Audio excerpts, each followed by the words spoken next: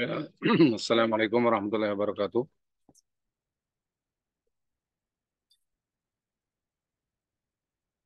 Pandi Pradana,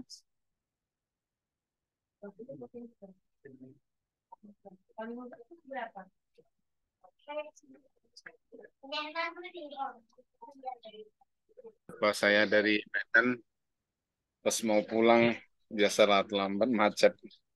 Jadi tadi saya udah memberitahukan kepada kalian untuk membuat kelompok, ya kan? Jadi tujuannya adalah bagaimana metode belajar kita adalah diskusi. Nanti kalian membuat, mengumpulkan bahan dari internet ataupun dari buku untuk eh, materi-materi tertentu yang seperti saya katakan tadi. Kemudian nanti dipaparkan. Jadi kita sistemnya diskusi gitu kan. Nah, sebelumnya kan berarti kalian harus mencari bahan-bahan di internet. Bahan-bahan di internet, tentunya kalian pasti akan apalah ya, eh, berusaha memahami dari bahan-bahan yang kalian peroleh tersebut.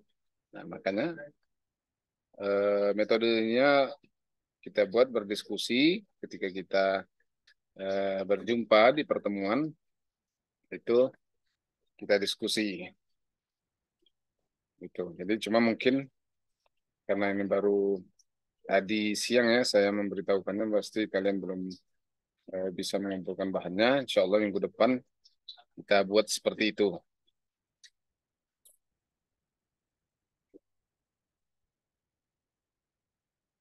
Baiklah untuk ini, jadi makanya bahan-bahan seperti yang saya posting di grup WA tadi, materi masing-masing itu dibuat, dicari bahannya di internet, kemudian pada minggu depan itu dipaparkan oleh masing-masing kelompok. Nah, kelompoknya tadi terdiri dari 2 orang karena memang kita jumlahnya sedikit ya. Oke, untuk malam ini, jadi kita belajar di sini mengenai termodinamika. Saya coba akan share screen. Sorry. Termodinamika. Dari pengertiannya sendiri bahwa uh, termodinamika berasal dari bahasa Yunani, yaitu termos yang berarti panas dan dinamik yang berarti perubahan. Ini terminologi yang sudah diketahui oleh semua orang ya, bahkan ketika kita di SMA pun ini dipelajari, sudah dipelajari mengenai termodinamika, pengertiannya seperti itu.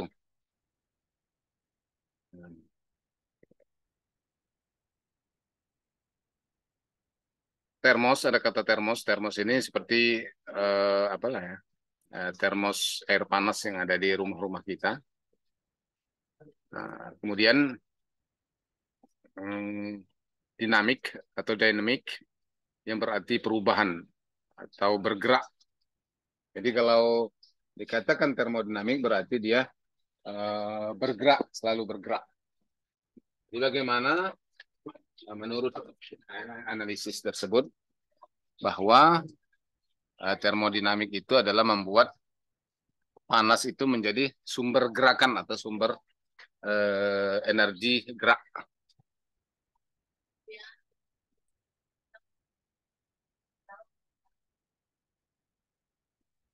Ntar saya paskan kamera. Nah, jadi secara umum punya pengertian kajian mengenai kalor panas yang berpindah sehingga menghasilkan gerakan ataupun energi. Nah, sebagai contohnya termodinamik itu tadi, pembangkit listrik itu berasal dari proses panas batu bara yang membakar air, kemudian air berubah menjadi uap, kemudian dia bisa bergerak untuk memutar turbin uap. Nah, itulah pembahasan dari termodinamik.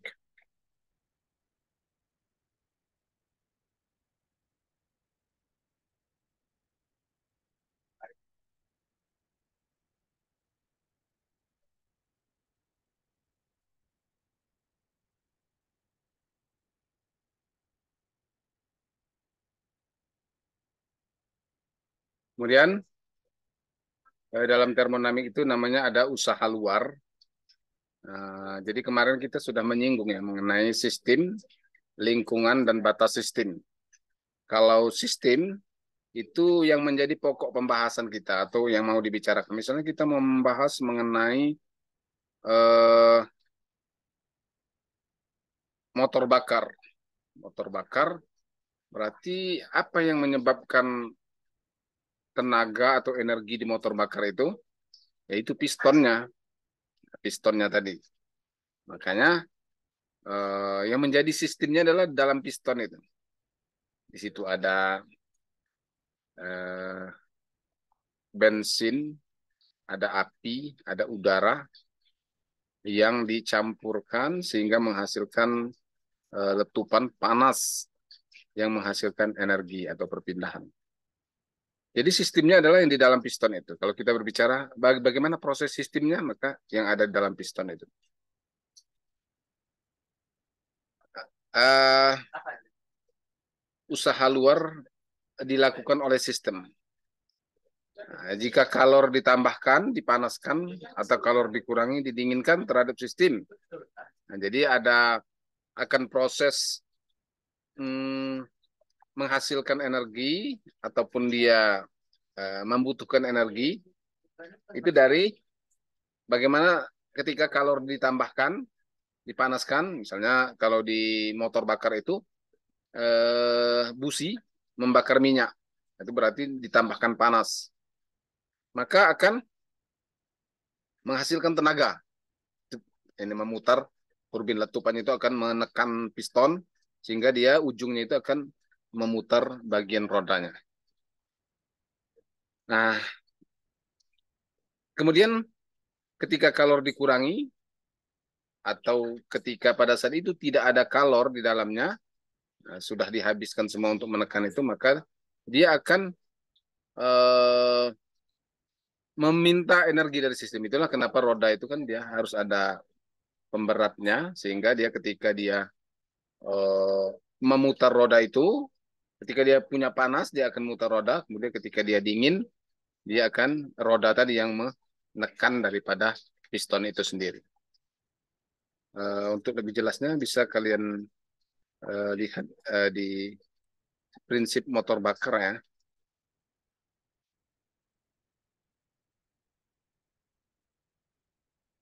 Lalu,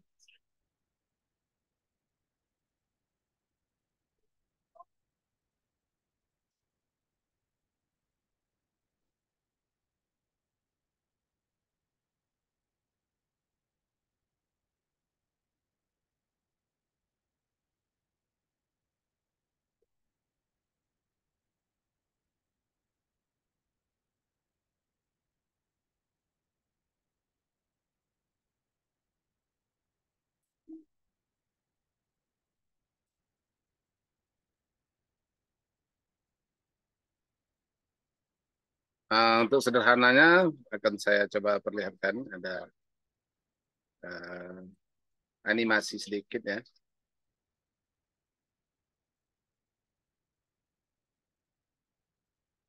Nah, ini animasinya yang dimaksud dengan energi pada motor bakar tadi. Ini karena sekarang kan zamannya teknologi informasi, jadi tidak menjadi sesuatu yang perlu malu kita untuk melihat animasi yang dibuat di YouTube untuk kita belajar memahami suatu sistem itu. Jadi ini kan, nah ini dia menghisap udara, kemudian dia tekan, lalu putar. Jadi ketika dia menekan ini, itu kan nggak ada energi lain kecuali yang dihasilkan oleh putaran roda gil atau roda besinya ini. Ya, secara momentum ya, artinya dia tidak dapat dari mana-mana, tapi secara momentum dia akan menekan, kemudian ketika dibakar, timbul panas tadi, seperti yang saya katakan tadi, akan dia memutar ini. Kemudian ketika dia sudah dingin, dia menerima tekanan dari putaran tadi, sisa putaran tadi, untuk menekan kembali udaranya. Seperti itu. Jadi untuk lebih jelasnya, coba Anda lihat di animasi video ini, untuk bagaimana Ketika dia menghisap udara, kemudian dia menekannya, kemudian ada api, dia punya energi, inilah energi yang dihasilkannya. Selain daripada itu, dia meminta atau menarik energi dari luar. Gitu.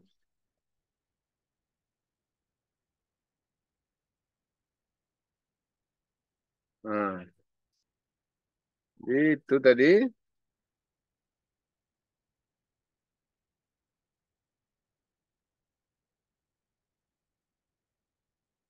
Nah, makanya timbul yang namanya kerja yang dilakukannya itu adalah P kali delta V.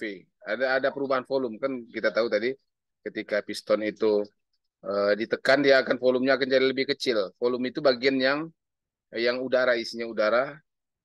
Nah, dia akan bisa berubah-ubah dengan proses naik turunnya piston tadi. P kali delta V. Delta V itu ada perubahan volume tadi. Sejauh mana perubahan volumenya, itulah delta V-nya. P itu adalah tekanan yang dihasilkannya. Atau P kali V2 dikurang V1.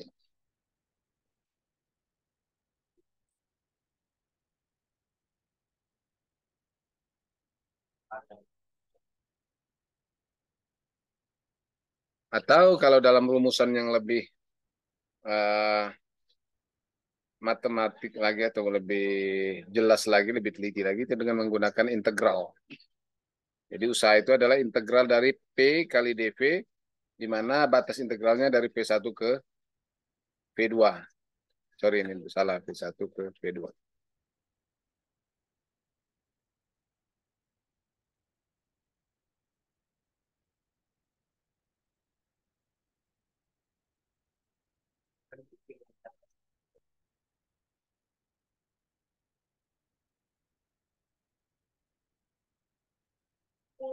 Jadi,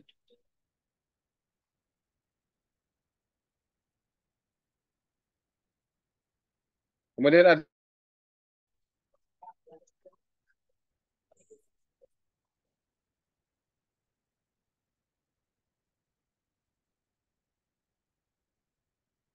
ada namanya energi dalam. Jadi, kita berbicara misalnya mengenai gas. Suatu gas yang berada dalam suhu tertentu dikatakan memiliki energi dalam. Jadi gas itu akan memiliki energi dalam ketika dalam suatu keadaan tertentu. Energi dalam gas berkaitan dengan suhu gas tersebut dan merupakan sifat mikroskopik gas tersebut. Apa itu mikroskopik? Mikroskopik itu eh, apa ya? Zat yang ada di dalam gas itu, bukan karena misalnya gas itu dipompa, itu makroskopik namanya. Tapi mikroskopik gas itu mikronya. Ada gas misalnya di dalam tabung, zat-zat gas itu yang menjadi katakan mikroskopik.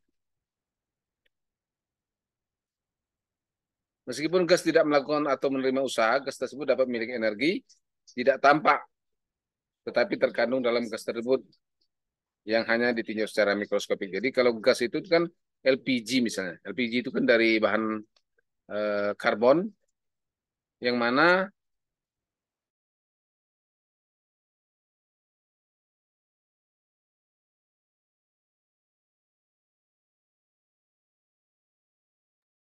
di mana dia memiliki suatu usaha atau ketika dalam keadaan dia uh, suhunya tertentu dia akan memiliki usaha untuk bergerak seperti tadi gas bensin dan udara ketika dia dibakar dia akan memiliki energi untuk menggerakkan daripada piston tersebut.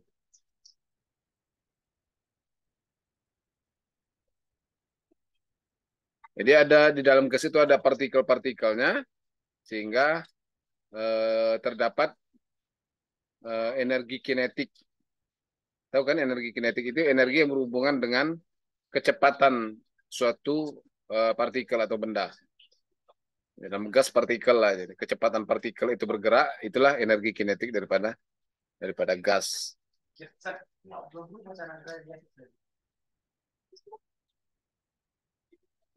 Yang energi ini berkaitan dengan suhu mutlak daripada gas. Ini bisa Anda baca sendiri ya. Ini juga rumusan matematikanya, sehingga Anda bisa tahu bagaimana gas itu dapat menghasilkan energi pada uh, suatu sistem. Contohnya motor bakar tadi.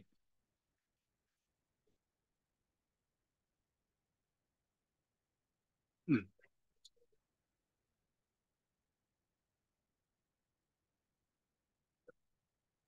Usaha sudah saya jelaskan tadi. P kali delta V atau tekanan dikali perubahan volume akibat tekanan tersebut, itulah usaha. Ada lagi usaha perpindahan energi, misalnya dalam bentuk F kali S atau gaya kali perpindahan posisi benda, atau S itu jarak berpindahnya posisi benda. Kemudian ada gerak, kalau gerak rotasi, tau atau gaya momen kali theta atau sudut yang dibentuk oleh perputaran itu. Kemudian usaha pada termodinamika inilah P kali delta P seperti yang kita katakan tadi. Kemudian ada kalor. Kalor mengalir dari satu benda bersuhu tinggi ke benda bersuhu rendah. Jadi kalau kita ini contohnya adalah bahwa apa, angin angin itu bergerak dari daerah yang tempatnya panas ke yang tempatnya dingin. Nah, sehingga terjadi gerakan angin itu. Makanya angin itu bisa diramal akan kemana ke angin misalnya pada 1 jam ke depan, 2 jam ke depan. Jadi dia melihat bagaimana suhu permukaan bumi. Suhu di suatu tempat berbedakan dengan suhu tempat lain. Kalau berbeda berarti dia akan menghasilkan angin.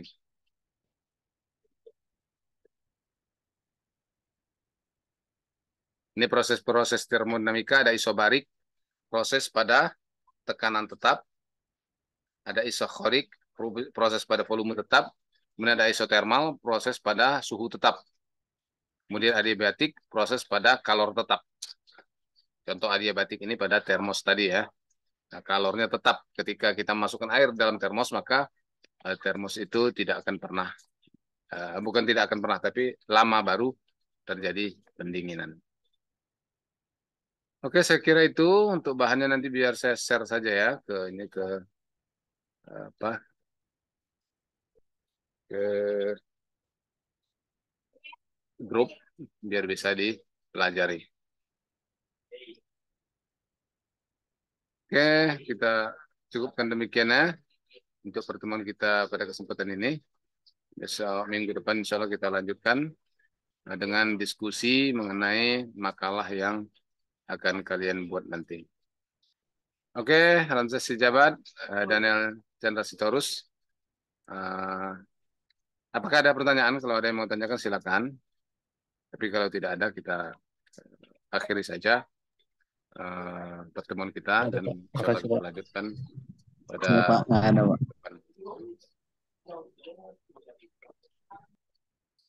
Oke, terima kasih. Assalamualaikum warahmatullahi wabarakatuh. Sampai jumpa. Mohon maaf atas kekurangannya.